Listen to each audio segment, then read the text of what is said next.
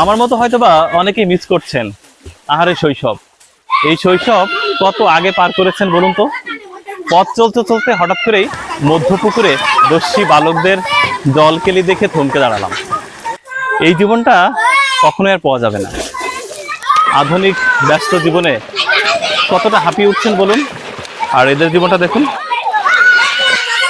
School বন্ধ, হাতে অজস্র সময়, কাজের চিন্তা নেই, টাকার চিন্তা নেই, ফেমাস, যশ, খ্যাতি, প্রতিপত্তি, বাড়ি গাড়ি, কোনো কিছুর চিন্তা নেই।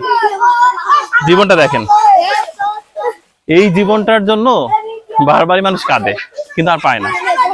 আমাদের সবার একটা শৈশব ছিল, গ্রামের শৈশব। সেই শৈশবটি আর কখনোই ফিরে পাবো না।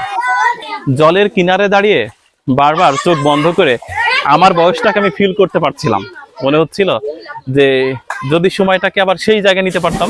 দেখেন, মধ্যপুকুরে ঝাঁপ, কেউ কেউ তো গাছের মাথায় উঠেছে। অসাধারণ একটা ব্যাপার।